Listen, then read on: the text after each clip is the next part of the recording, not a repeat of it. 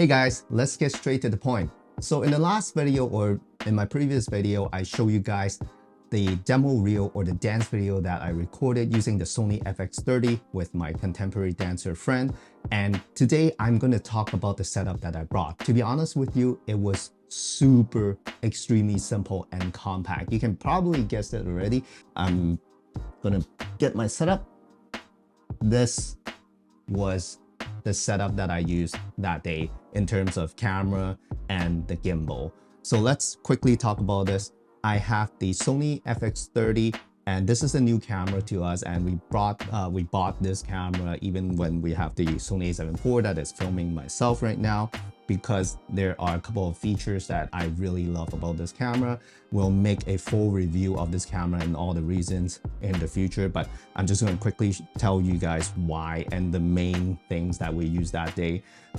Being able to load custom LUT, it's amazing. So you're not only looking at a normal Rec 709 image on your camera during the filming process, but you can load your custom LUT onto the camera so you can show your friends, your clients, how the image will kind of close to what it's going to look like, or at least like have some kind of creative look onto the image with the back of the screen and also out of the HDMI. That's super amazing. We're super happy just watching the footage on the camera screen, so that's great. And also this is super compact. While it is on the gimbal, let me turn on the gimbal first so I can show you guys the second main reason. As you know, I love the Zhiyun Crane M3. This is the gimbal that I always use if I want a super compact setup. But unfortunately, because a lot of mirrorless camera are photo focus, so they have an EVF hump at the top. So when I'm using this Zhiyun Crane M3 gimbal, it's not gonna have this clearance at the top, so I can't go super low without like going super low like physically. So this is super handy. You can go all the way down like this and it's still fine. My Sony FX30 has a small rake full cage on, including the top plate and the cage, and it's quite heavy after adding the cage on, and it's still handling this setup fine. I know I am pushing the limit because of how heavy I can feel with my setup right now, but it's still fine. The next thing that helps us to film so much nice footage that day is the lens. This is the Sigma 18-50 f2.8 APS-C Sony lens. That's a long name, but this is a great lens because this has a really good zoom range. 18-50 in APS-C. When it comes to full frame equivalent, I think it's about 27-28 mil to 75 mil with the 1.5 times crop factor. Not talking about like the active state, but just with 1.5 APS-C crop factor, that's a really versatile range if you want to film anything pretty much. Like I use this like 95% of the time, this kind of range. Even on my A7IV, I have a 24-70 f2.8 lens. So this is an amazing range to have on your camera. Also, the f2.8 is actually not bad at all. You do have enough separation of your subject with the background, basically. And I personally don't use anything lower than 1.8 if I'm filming like a video, because I really don't like that super 3D cutout pop that your subject it's like it's pasted onto the background. So I don't like that. Sometimes I even stop it down to like f4, f5.6, depends on the look that I'm trying to create. So f2.8 it's definitely good enough. And f2.8, even when it's on an APS-C camera, the low light capability, it's really good because it's a Sony camera, low light, no problem. There will be a little bit of noise, but I can easily clean them up in DaVinci Resolve. So no complaint at all in terms of low light and also the range. Subject isolation or separation, super good on this lens. My go-to lens, and this is super compact as you can see. This is zoomed out to 28 right now.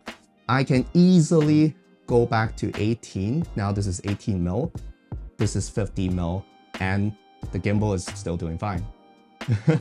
I know I'm stressing the motor a little bit, so don't do it if you really don't want to stress your motor, use a prime lens or even a smaller lens. I don't know how you can find a smaller lens with this zoom range, but yes, I usually set it to the middle kind of range and balance the gimbal, and it's good to go. I can quickly zoom in and out and it's still fine.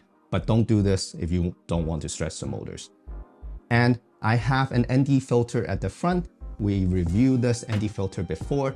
I think I call this a 10-stop filter, but it's actually 2 stops to 9 stops variable ND filter from K&F Concept. This is really handy because, as I said before, the base ISO of the Sony cameras, usually they're like at least 640 to 800.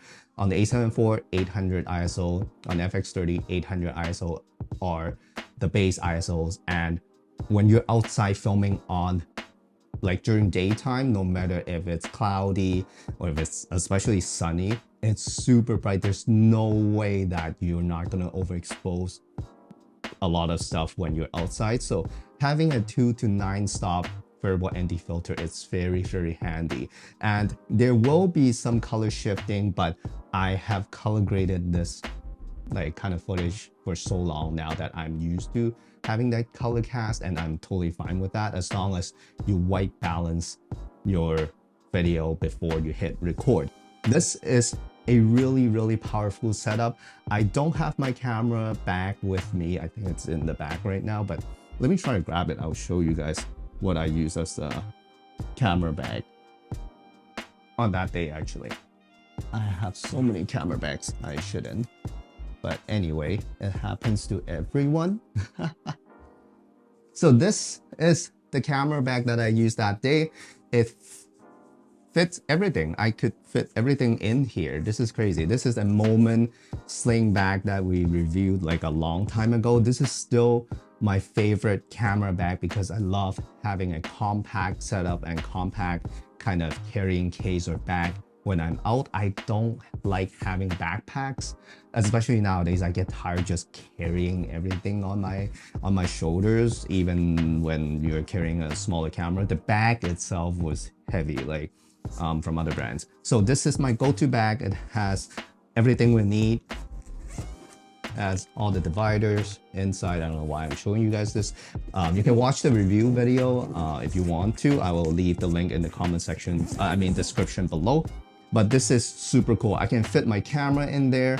I can fit the, if I want to bring another lens, I can do that. The camera will take up just the middle compartment, and I can fit a lot more stuff on both sides. And another cool thing is at the bottom of the bag, I can actually strap the Zhiyun Crane M3 gimbal at the bottom. As long as it's not like pouring rain that your gimbal is gonna be exposed in the rain, then it should be fine. I just strapped everything in there. I can even fit like a tiny umbrella inside the bag, so I can have an umbrella just in case if it rains. But this is super nice. I was literally just carrying this as a sling bag on the day when we were filming the video, and after I take out all the camera and gimbal and stuff, this became like super lightweight. I just swing it to the back, and it's good because when I swing it to the front, when I try to open the compartment or like the main compartment, it folds out like this, and it's not gonna like drop or flip over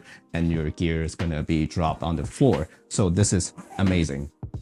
Yeah, so this is the setup that I used that day. It's kind of crazy that you can have such a powerful setup almost like on the go. This is like super tiny. It's almost the same as when people use a phone to record with a gimbal, except it's just, yeah, no one is gonna take you super seriously. Yeah, so you're not gonna attract a lot of attention. That is always amazing. I know if you are doing a paid job, a bigger setup is gonna impress your clients. I don't know why they care like that kind of stuff instead of like image quality and stuff and your creativity. So this is a super compact and amazing setup that allows you to do a lot of work when you're outside and on the go. Like this is everything I brought that day. I didn't bring anything else. So if you guys have any questions or comment, and if you have another compact setup that you want to let us know, leave them in the comment section below and I will try my best to see if I can get my hands on them and compare them. But so far, Sony FX30 Sigma 18 to 50 f2.8 lens with a variable ND filter. You don't have to get this one, but you just this is just the one that we use all the time because of the 9 stops variable ND, and the Zhiyun Crane M3. This is a really powerful setup. I have seen the DJI R3 Mini. I think that is still bigger than this. I know that one's a little bit more powerful with a little bit more features, but this is way more than enough, and I love this setup so much. Yeah, and that's it. Yeah, I will show you guys more, and hopefully I'll do a FX30 review very soon in the future. But thank you so much for watching. I'll see you guys in the next one.